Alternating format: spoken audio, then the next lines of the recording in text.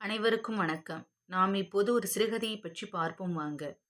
மாடி அறையில் இந்துவை காணாமல் அவளது செல்லப் பூனை குறுக்கும் நெடுக்கும் அலைந்து கொண்டிருந்தது. வராந்தா வழியாக அவளை தேடியவாறு சுவரோரமாய் நடந்து மாடியருகே வந்து நின்று கீழே ஹாலை குனிந்து பார்த்தது அந்த கருப்பு பூனை. பொழுது மங்கி வெகு நேரமாகியும் விளக்கை பொருத்த வேண்டுமென்ற உணர்வு கூட அற்றவளாய் முன்ஹாலில் இருண்ட மூலையில் கிடந்த ஸ்டூல் ஒன்றில் யாருக்கு அஞ்சி பதுங்கியவள் மாதிரி உட்கார்ந்திருந்த இந்துவின் தாய் குஞ்சம்மாள் தலை நிமிர்த்தி மாடி வராண்டாவை பார்த்தாள். இருளில் ஜொலிக்கின்ற அந்த கருப்பு பூனையின் இரண்டு கொள்ளிக் கண்களையும் காண அவள் அச்சம் கொண்டாள்.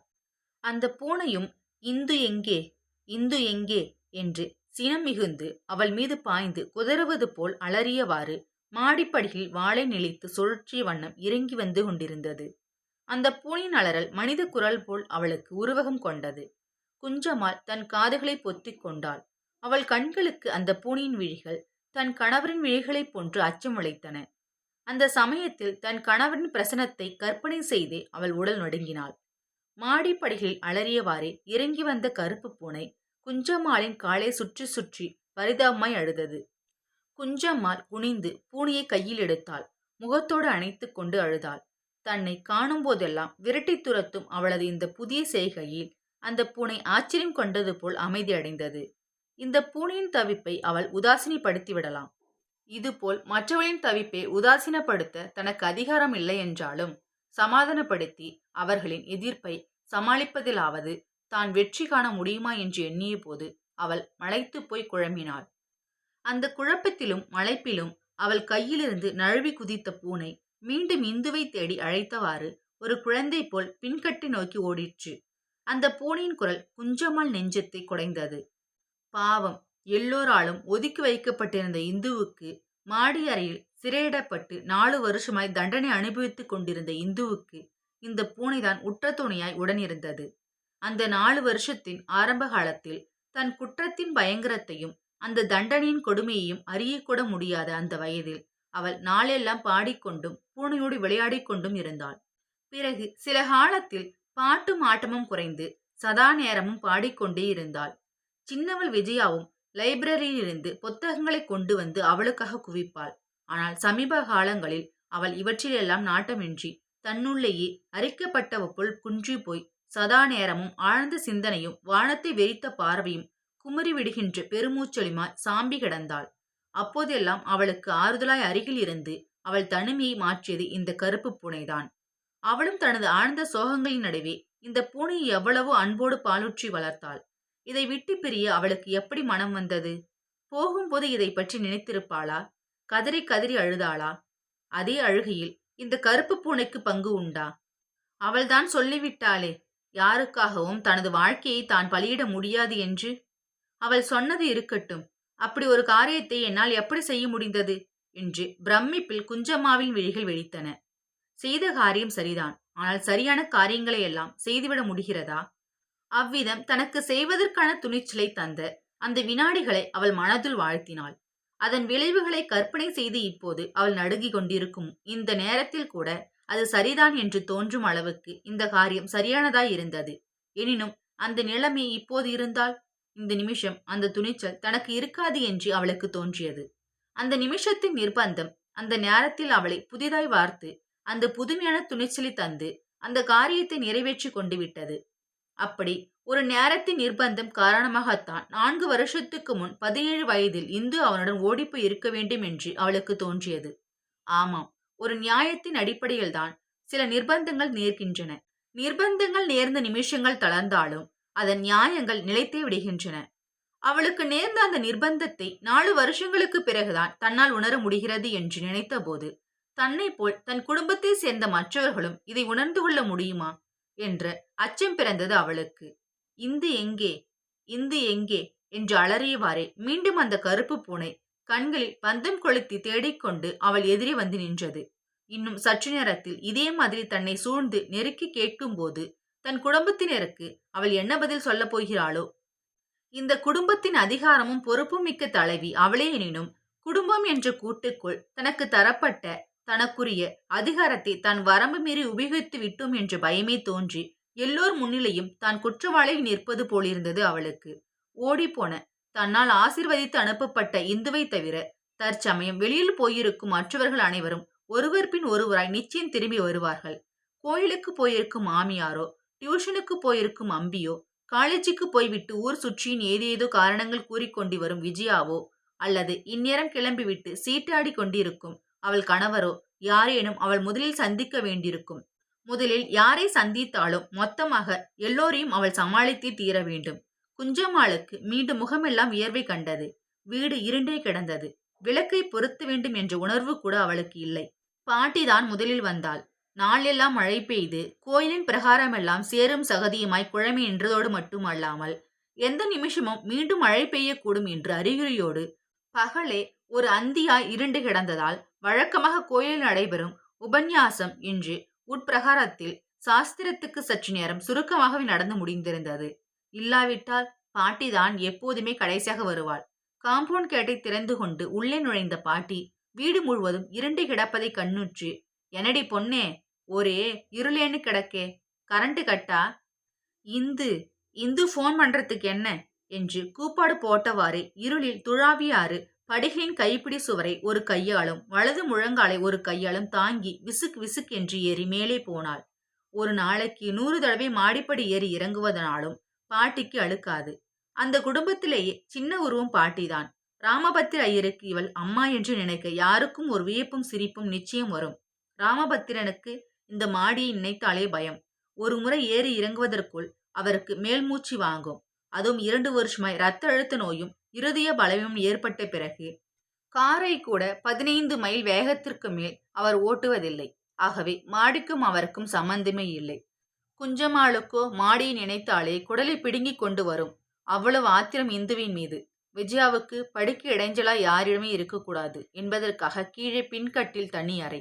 பாட்டியும் அம்பியும் மாடி ஏறி இறங்க அழுக்காதவர்கள். ஏறி இறங்க களைப்பு தெரியாமல் இருக்க பாட்டு பாடுவது போல் இந்து இந்து என்று பாட்டி அழைப்பாள். குழைந்து குழைந்து பேத்தியை இந்த பாட்டி அழைப்பதை கேட்கும் போதெல்லாம் குஞ்சம்மாளின் முகம் சுருங்கும். அந்த பெயரின் மீதே அவளுக்கு அத்தனை வெறுப்பு. 4 வருஷத்துக்கு முன் எங்கோ ஓடிப்போன இந்துவை 1.5 மாதத்துக்கு பின் ஒரு நாள் கண்டுபிடித்து கொண்டு வந்து அந்த அறையில் போட்டு அடைத்தாரே ராமபத்திரன். அன்றைக்கு மாடிக்கு போய் அவள் எதிரே நின்று உதட்டை கடித்து 2 கைகளையும் அவள் எதிரே நீட்டிக்கொண்டு சம்பந்தமில்லாமல் கனத்த குரலில், "செத்து போயேண்டி, இந்த மானங்கெட்ட உயிரை ஏன் வச்சிருக்க? தூ, நீ ஒரு ஜென்மமா?" என்று இந்துவின் முகத்தில் காரி துப்பிவிட்டு வந்தாளே, அவ்வளவுதான். அதன் பிறகு அவளை நேருக்கு நேர் சந்தித்து பேசியது இன்றுதான். 2 மணி நேரத்துக்கு முன்புதான். பாட்டி மாடிக்கு போய் அறையையும் வராண்டாவையும் சுற்றி பார்த்துவிட்டு அடுத்த வீடுகளின் விளக்கு எரிவதைக் கண்டு, "ஊரெல்லாம் எரியுதே, நம் ஆத்துல மட்டும் என்னடி கோளாறு?" என்று முனகிக் கொண்டே சுவரை தடவி சுவிட்சை போட்டாள். பளீர் என்று வீசிய வெளிச்சத்தில் அறை கிடந்த அலங்கோலத்தை பார்த்தாள் பாட்டி. அலமாரியின் கதவுகள் 2ம் யாரோ அள்ளிக்கொண்டு போய்விட்டது போல் விரிய திறந்து துணிகளும் பொருள்களும் இறைந்து கிடந்தன. "இந்து, அடியே இந்து" என்று கூறியவாறி மாடிப்படிகளில் இறங்கி வந்த பாட்டி சமையல் அறையில் தெரிந்த சிறு வெளிச்சத்தை கண்டு, "குஞ்சு, குஞ்சம்மா, எல்லோரும் எங்கடி போயிட்டேல்? இந்து உள்ளே இருக்க?" என்று கேட்டவாறே சமையல் அறையை நோக்கி நகர்ந்தபோது அவள் முதுகுக்கு பின்னாலிருந்து, "இந்து இல்ல" என்ற துயரத்தின் கணமேறிய குரல் இருளில் இருந்து ஒலிக்க கேட்டு நின்ற நிலையிலேயே தோல் வழிய முகம் திருப்பி பார்த்தாள் பாட்டி. இருட்டில் ஒன்றும் தெரியவில்லை. சுவரை தடவி ஹால் விளக்கின் சுவிட்சை போட்டாள். இருட்டிலேயே உட்கார்ந்துண்டு "என்னடி செய்யற?" என்று கேட்டவாறே குஞ்சம்மாளின் அருகே பாட்டி நெருங்கி வந்தாள். குஞ்சம்மாள் துயரத்தால் உதடுகள் துடைக்க ஒரு வினாடி தலைகுனிந்து அழுகியை விழுங்கிக் கொண்டு முகம் நிமிர்த்தி மாமியாரை பார்த்தாள். சில வினாடிகள் ஒன்றுமே பேசாமல் சிவந்த விழிகளை இமைக்காமல் பார்த்து கொண்டே இருந்தாள். பாட்டியும் ஒன்றுமே விசாரிக்காமல் எதையோ விவர விளக்கலற்று பொதுப்படையாக புரிந்து கொண்டவள் போல் இடுப்பில் ஒரு கையை ஊன்றி மௌனமாக கலவரத்தோடு குஞ்சம்மாளின் முகத்தை பார்த்தாள். "எங்கே இந்து?" என்று குரலை அடக்கி தனது கண்ணிரண்டிலும் உள்ளங்கையை வைத்து அழுத்திக் கொண்டு கேட்டாள் பாட்டி. "அவன் வந்தான், அவனோட அவளும் போயிட்டா" என்று ஹரஹரத்த குரலில் கூறினாள் குஞ்சம்மாள். "அந்த பாவி மகன் எதுக்கு வரணும் இங்க? இவளை நீ எப்படி போக விட்ட? அவன் அப்பன் கிளப்ல தானே இருப்பான், ஃபோன் பண்ணியிருக்கப்படாதோ?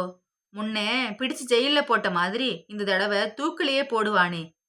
இப்படி அருவி கட்டவளா பைத்தியம் பிடிச்ச மாதிரி உட்கார்ந்துண்டு அவனோடு போயிட்டாங்கறியே, அவன் அப்ப வந்தா உன்னை கொன்னுடுவாண்டி" என்று பாட்டி கைகளை பிசைந்து தலையசைத்து கொண்டு அங்காளித்தவாறே பக்கத்தில் கிடந்த சோஃபாவில் உட்கார்ந்தாள். குஞ்சம்மாள் எல்லாவற்றுக்கும் துணிந்தவாறு மாதிரி எதற்கும் அஞ்சாதவள் போல் தலைகுனிந்து மௌனமாய் யோசித்துக் கொண்டிருந்தாள். பாட்டியம்மாள் அங்காளித்து ஓய்ந்த பின் தரையை கால் விரல்களால் தேய்த்தவாறே குஞ்சம்மாள் தெளிவான குரலில் கேட்டாள். அவனை பிடிச்சி ஜெயிலே போட்டோம். அவன் செய்யாத குத்தமெல்லாம் சொல்லி அவனுக்கு திருட்டுன்னு பட்டம் கட்டி அதுக்கு அவளையே அவனுக்கு எதிரா சாட்சி சொல்ல வச்சு 4 வருஷம் ஜெயிலே போட்டோம். என்ன வாழ்ந்தோம்? என் பொண்ணுக்கு என்ன விமோசனம் ஏற்பட்டது? யோசிக்க வேண்டாமா? நகைக்கு ஆசைப்பட்டு மைனர் பொண்ணை கடத்திட்டு போனான்னு நம்ம சொன்னாலும் 1 மாசத்துக்கு மேல அவ 2 பேரும் ஒன்னா வாழ்ந்திருக்கிறத நாம மறைக்க பார்த்தாலும் ஊர்லயே யார் நம்புறா? என்னதான் காசு பணத்தை காட்டினாலும் ரொம்ப வேண்டியவா கூட விஜயாவை தான் பார்க்க வராளே தவிர இவளை யார சீந்தரா? அப்புறம் இவ என்னதான் ஆறது? உங்க பிள்ளை அவனை தூக்கிலே கூட போடுவாரு. அவருக்கு வர்ற கோபத்துல தானே தன் கையாலே அவனை கொன்னாலும் கொன்னுடுவாரு. சரி, அப்புறம் இந்துவோட பிரச்சனை அத்தோட நமக்கு தீந்துமா? அவன் நமக்கு ஒரு பிரச்சனை இல்லையா? அந்த பிரச்சனை தீர்க்க அந்த 4 வருஷமா நம்ம என்ன பண்ணினோம்? என்ன பண்ணிருப்போம்? என்ன பண்ண முடியும்? யோசிங்க மாமி என்று யோசித்து யோசித்து ஆழமான தோணில் குஞ்சம்மாள் கூறுவதை கவலையோடும் கலங்குகின்ற கண்களோடும் கேட்ட பாட்டிக்கு சில யோசனைகள் பிறக்க ஆரம்பித்தன. மீண்டும் சில நிமிஷ மனோத்தில் இருவருமே தலைகுனிந்து அமர்ந்திருந்தனர். திடீரென்று இருவருமே ஒரே சமயத்தில் தலைநிமிர்ந்து பார்த்தனர். இப்போது பாட்டியின் கண்களுக்கு தனது மருமகள் அறிவு கட்டவளாகவோ பைத்தியம் பிடித்தவளாகவோ தோன்றவில்லை. ஆனால் இவ்வளவு நேரம் குஞ்சம்மாளை மட்டும் தனியாக பிடித்து ஆட்டிக் கொண்டிருந்த பயமும் எப்படி சமாளிக்கப் போகிறோம் இதை என்ற பிரச்சனையும் பாட்டியை பிடித்து ஆட்ட ஆரம்பித்தன. என்ன நடந்தது? எதுக்கு அப்படி பண்ணன? இனிமே என்னடி பண்றது? நேக்கு வயத்தெல்லாம் என்னமோ பண்றதே. முன்னையே அவ ஓடி போனப்போ எல்லாத்துக்கும் நீயும் நானும் தான் காரணம்னு அவன் பேசலையா? நீயும் நானும் தான் அவனோட ஆபீஸ் அட்டெண்டரை ஆபீஸ் வேலைக்கே விடாம வீட்டுக்கு கூப்பிட்டு கூப்பிட்டு வேலை வாங்கினோம்னா ராத்திரி பகலன்னு இல்லாம அந்த வேணுமை உட்காரத்தி வச்சு சாப்பாடும் பலகாரமும் காஃபியும் கொடுத்து கொடுத்து இந்த வீட்டிலேயே ஒருத்த மாதிரி ஆக்கினோமண்ணா. இப்படி எவ்வளவு பேசினா? இப்போ அவன் வந்து கேப்பானடி, ஏண்டி நோக்கு பயமா இல்லையா என்று உடல் நடுங்குகின்ற கைகால் மருமகளை தொட்டாள் பாட்டி. குஞ்சம்மாள் தைரியம் அளிப்பவள் போல் தன் கரத்தின் மேல் வைத்த பாட்டின் கரத்தை பற்றி கொண்டு பெருமூச்செறிந்தாள். அவள் மனதில் ஒரு தைரியமே பிறந்தது. பயந்து நடுகின்றவளுக்கு கூட தன்னை விட பயந்து நடுகின்ற இன்னொரு துணை இருந்தால் ஒரு தைரியம் பிறக்கும். பயத்தையும் துயரத்தையும் சமாளிக்க வேண்டுமானால் முதலில் அதை பகிர்ந்து கொள்ள வேண்டும். குஞ்சம்மாள் நடுங்கிக் கொண்டிருந்தது அதற்குத்தான். தனது பயத்தை பகிர்ந்து கொள்ள தக்கவர்கள் வராமல் யாரை எண்ணி பயந்து கொண்டு இருந்தாலோ அந்த கணவரே வந்து விடுவாரோ என்றுதான் அவள் தவிக்க வண்ணம் இருந்தாள். இப்போது பாட்டியம்மாளும் தன்னை போல் இந்துவின் அந்த ஓடிப்போன குற்றத்துக்கு தண்டனை தந்தது தவிர அவள் எதிர்கால வாழ்க்கைக்காக இந்த குடும்பத்தை சேர்ந்த யாருமே எதுவும் செய்யவில்லை, செய்ய முடிந்ததும் இல்லை என்று பொறுப்பான சிந்தனை வயப்பட்டிருக்கிறாள் என்று உணர்ந்தாள் குஞ்சம்மாள். சில மணி நேரங்களுக்கு முன் திடீரென சமையல் அறையிலிருந்து வெளியே வந்து பார்த்தபோது வேணுவும் இந்துவும் நின்றிருந்த முன் வராண்டா பகுதியை அவள் பார்வை இப்போது வெறித்தது. அவளுக்கும் முதலில் அவனை பார்த்தபோது தன் மகளின் வாழ்வை கெடுத்த பாவி வந்திருக்கிறானே என்றுதான் வயிற்றை பிடுங்கிக் கொண்டு ஆத்திரம் வந்தது. அப்போது வெளியே மழை கொட்டு கொட்டு என்று கொட்டிக் கொண்டிருந்தது. சாரலை தடுப்பதற்காக வராண்டாவின் முன்புறத்தில் தொங்கிய மூங்கில் தட்டின் மறைவில் கிடந்த பெஞ்சின் மீது அவன் உட்கார்ந்திருந்தான். இந்து அவன் அருகே மிகவும் உரிமையோடு நின்று புடவை தலைப்பால் முகத்தை மூடி விம்மி விம்மி அழுது கொண்டிருந்தாள். அவன் கலங்கிய கண்களும் உணர்ச்சி மிகுதியால் துடிக்கின்ற உதடுகளுமாய் சொன்னான், இந்து, நான் ஜெயில இருந்த ஒவ்வொரு நிமிஷமும் எனக்கு வேணும். அறிவில்லாம ஒரு பொண்ணு வாழ்க்கை கெடுத்த எனக்கு இந்த தண்டனை வேணும்னு அனுபவிச்சேன். ஆனா என்ன திருடனன்னு உன் நகைக்கு ஆசைப்பட்டு உன்னை கடத்திக்கிட்டு போனவன்னு சொன்னாங்களே, போகட்டும். நீயும் கூட அதுக்கு ஆதரவா சாட்சியும் சொன்னியே. அதை நினைச்சப்போ உன் மேல எனக்கு கோபமே வரல, பரிதாபமா இருந்துச்சு. இந்த குழந்தைய இழுத்துக்கிட்டு போனதுக்கு இப்படி ஒரு தண்டனையே வேண்டியதான்னு நினைச்சுக்கிட்டேன். ஆனா நிஜமா சொல்லு இந்து, நாம 2 பேரும் ஏதோ முடிவில ஏதோ ஒரு வெறியில 2 பேரும் சமயசானே ஓடினோம். இப்போ பைத்தியக்காரத்தனமாக தோணினாலும் அப்போ ஏதோ புனிதமான காதலன்னு நினைச்சுதானே ஓடினோம். காதலர்களுக்கு வயிறும் பசியும் உண்டுன்னு ஓடுறதுக்கு முன்னே நமக்கு தோணல. எங்கெங்கேயோ வேலை தேடி அலைஞ்ச அப்புறம் பட்டினி கிடக்க முடியாம நீயே தானே உன் நகையை கழட்டி கொடுத்து விற்க சொன்ன. நானும் முதல்ல மாட்டேன்னு மறுக்கலையா?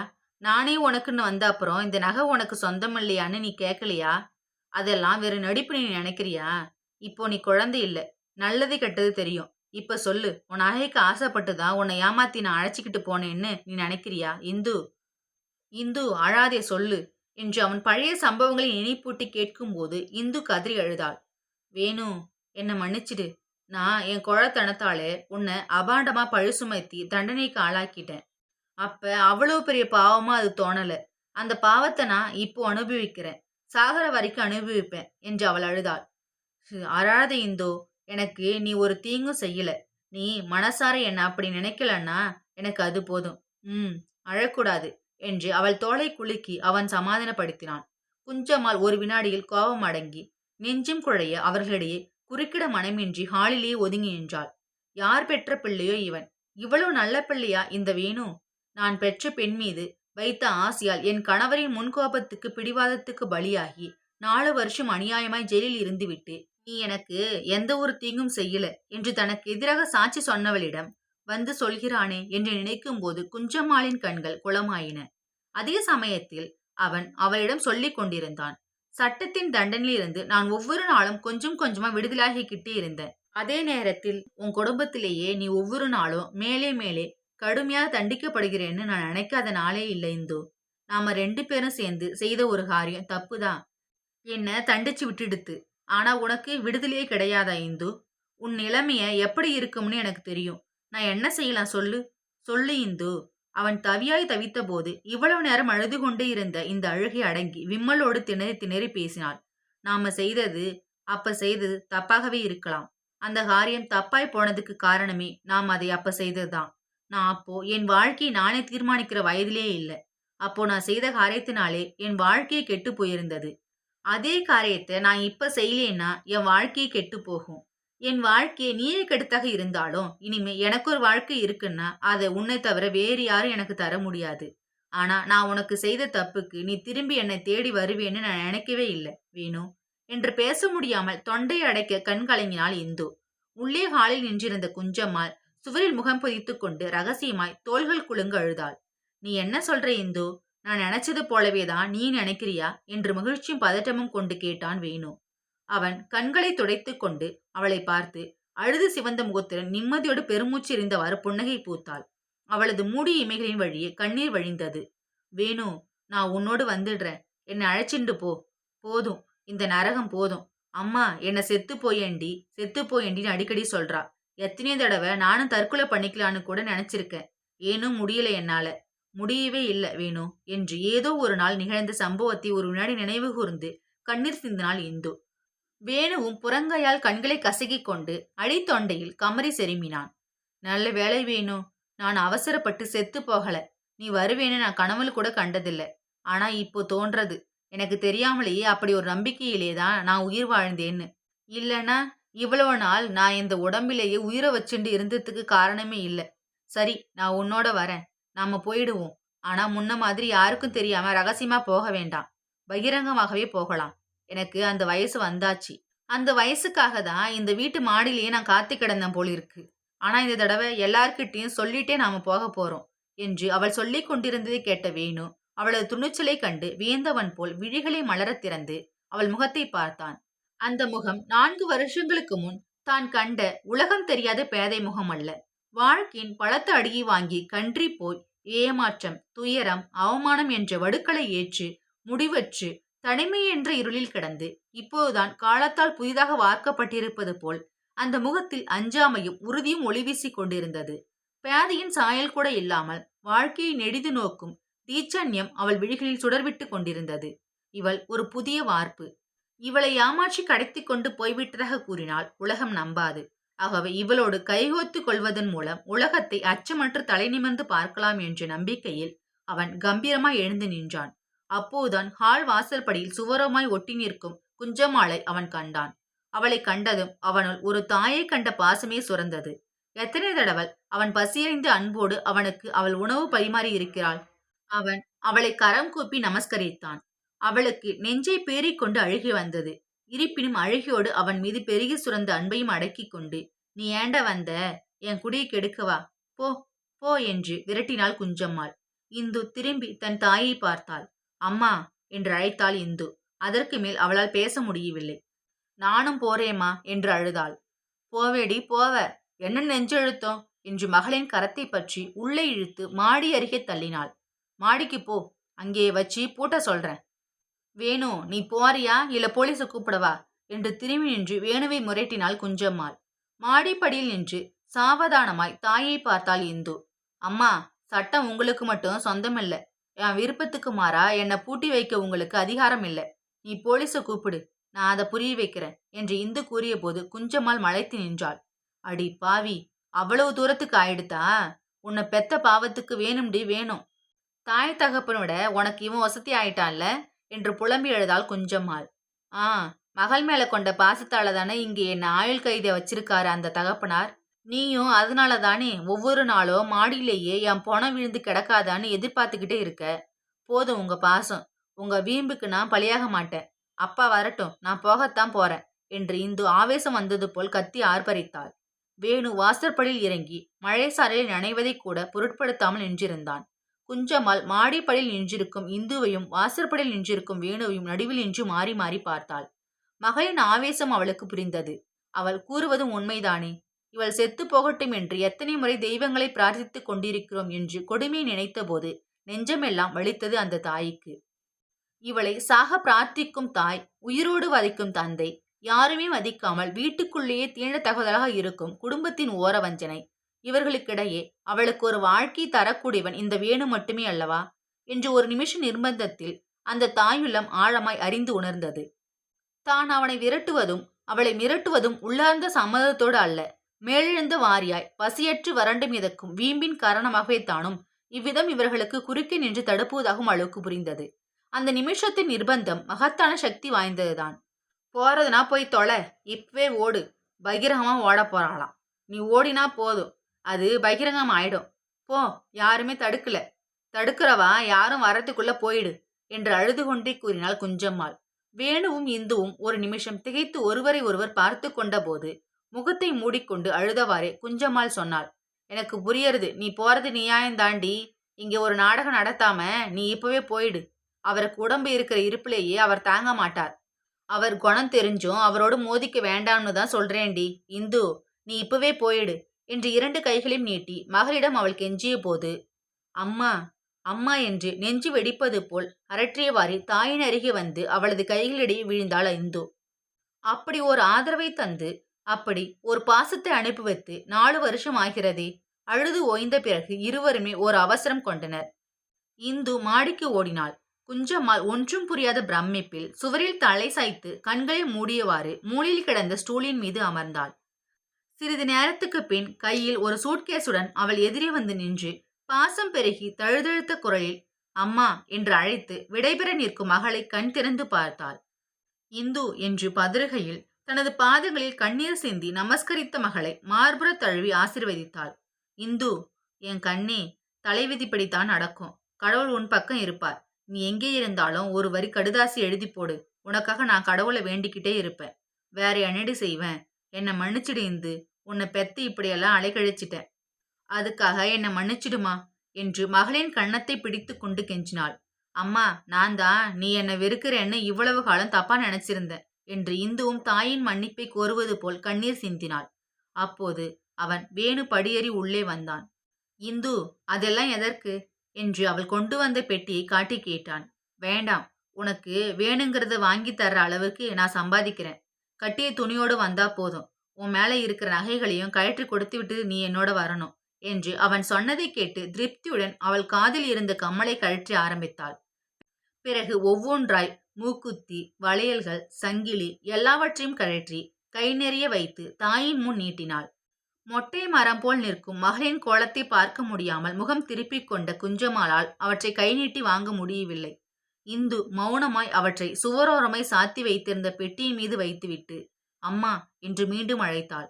குஞ்சம்மாள் திரும்பி இந்துவின் வெறும் கழுத்தை பார்த்தாள். இந்து, மறந்துடாத, ஏதாவது ஒரு தெய்வ சன்னிதானத்திலே போய் இந்த மாதிரி ஒன்னு கட்டிக்கோடி.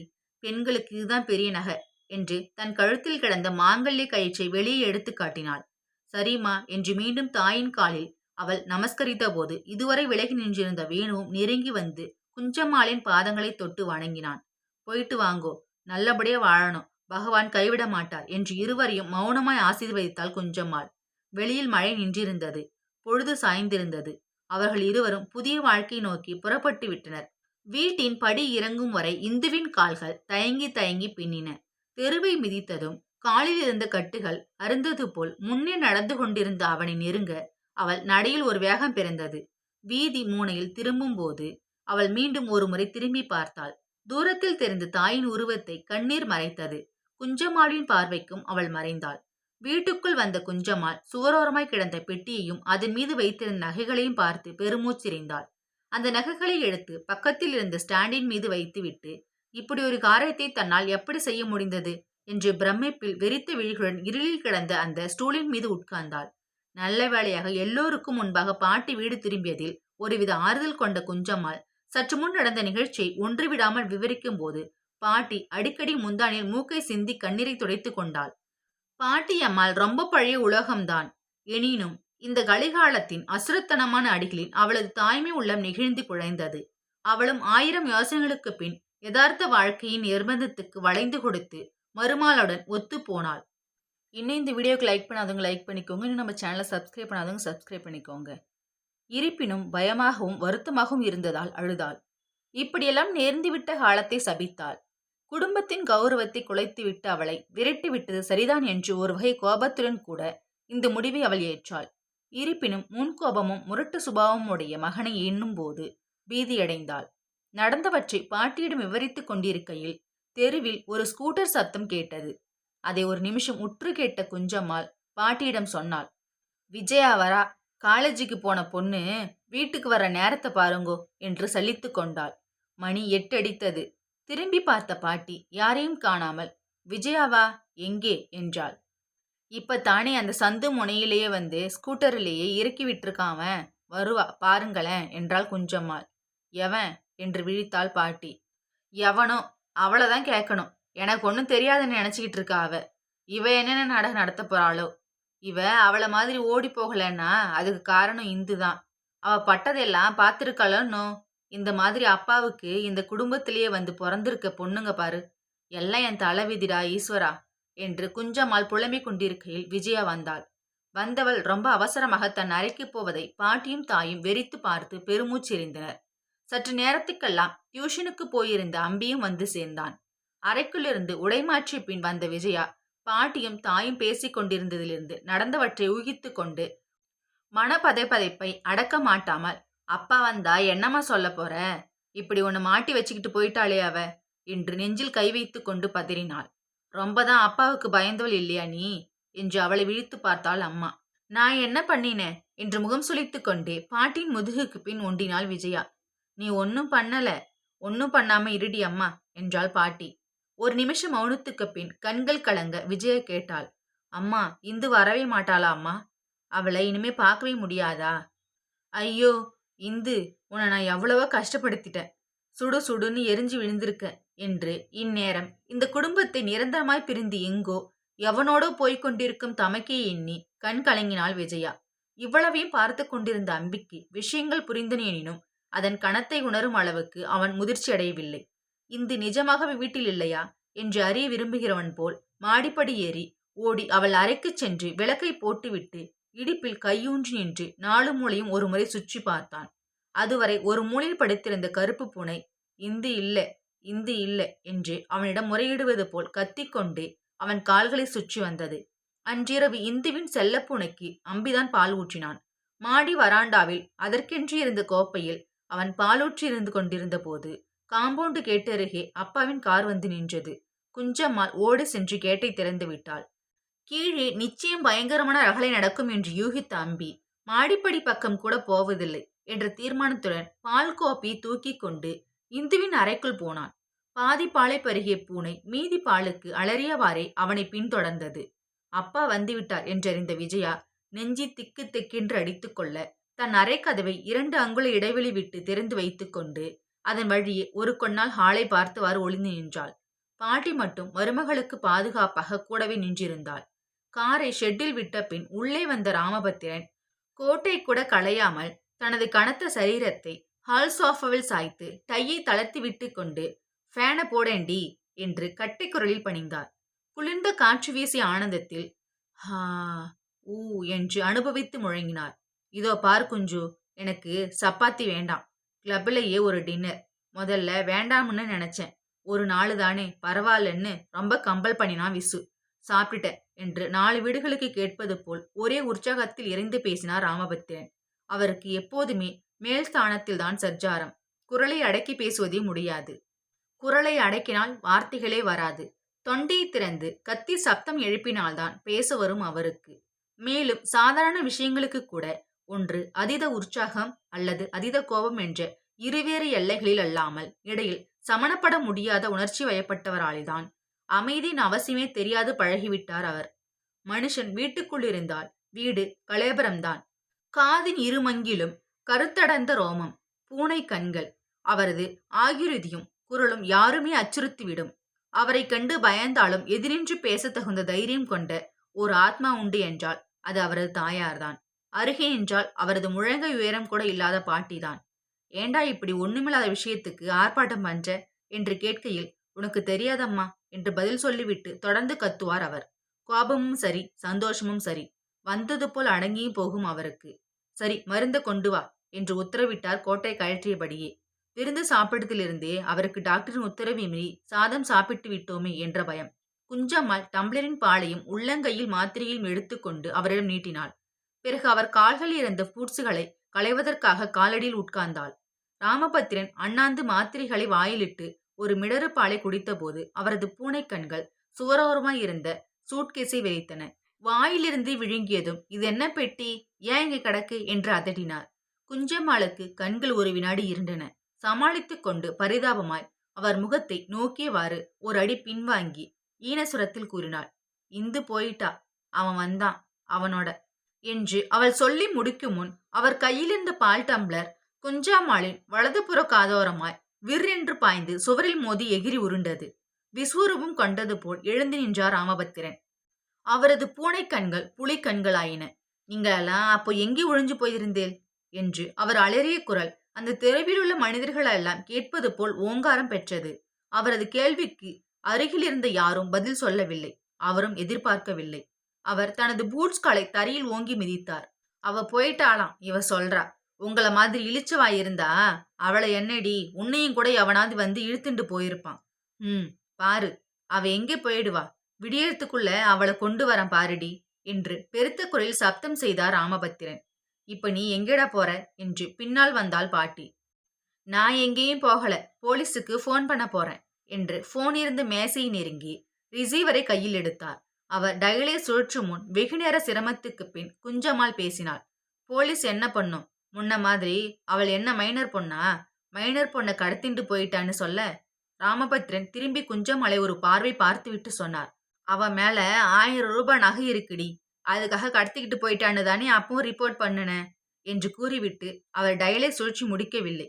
இந்தாங்கோ உங்க 1000 ரூபாய் நகை, அத்தனையும் ஒரு திருகாணை கூட இல்லாம உரிச்சு வச்சுட்டு தான் போயிருக்கா என்று கை நிறைய கொணர்ந்த நகைகளை மேசை மீது அவர் முன் வைத்துவிட்டு தைரியமாக நின்றாள் குஞ்சம்மாள். அந்த நகைகளை புறங்கையால் வீசி தள்ளினார் ராமபத்திரன். பைத்தியக்காரி, எனக்கு சட்டம் சொல்லி தரியா? திருடன் திருட்டிட்டு போனான்னு இல்லையாங்கிறது, கோர்ட்டிலேயே அவனை திருடன் நான் சொன்னா இவ பிடிப்பா என்று அவர் மூர்க்கமாக சொன்னதும் அதே மூர்க்கத்துடன் குஞ்சம்மாள் கூறினாள், நீங்க அவனை திருடன்னு சொன்னா நானே இல்லைன்னு பொய் சாட்சி சொல்லுவேன். ராமபத்திரனுக்கு கோபத்தால் தலை பற்றி எரிந்தது. வலது கையில் டெலிபோன் ரிசீவரோடு இடது கையால் ஒரு பிடியில் அவளை நொறுக்க தயாரானது போல் கையை ஓங்கி அவர் எழுந்தபோது பாட்டி அம்மாள் குறுக்கே ஓடி வந்து நின்றாள். ஏண்டா இப்படி பேய் மாதிரி நிக்கிற, கொஞ்சம் பொறுமையா யோசிடா என்று கெஞ்சினாள் பாட்டி. அவர் பார்வை தன்னை எதிர்த்து தாயின் முதுகுக்கு பின்னால் நிற்கிற குஞ்சம்மாளின் மேல் நிலை குத்தியிருந்தது. நகரம்மா, எனக்கு எதிரா சாட்சி சொல்ல போறாளாமே இவ என்று உரிமையவாறு குஞ்சம்மாளை எட்டி பிடித்தார். ராமபத்திரன் கையை பிடித்து இழுத்தவாறு பாட்டி கத்தினாள், ஆமாண்டா, நானும் கூட சொல்ல போறேன். முதல்ல என்ன கொல்லு, நான் தான் இந்து அனுப்புனேன், என்ன கொல்லுடா என்று சன்னதம் கொண்டவள் போல் மார்பில் தட்டி கொண்டு எதிரில் வந்த தாயின் குரலை கேட்டதும் ராமபத்திரன் குஞ்சம்மாள் மீதிருந்த பிடியை தளர்த்திவிட்டு திகைத்து நின்றார். அவர் கண்கள் வெறித்து சுழன்றன.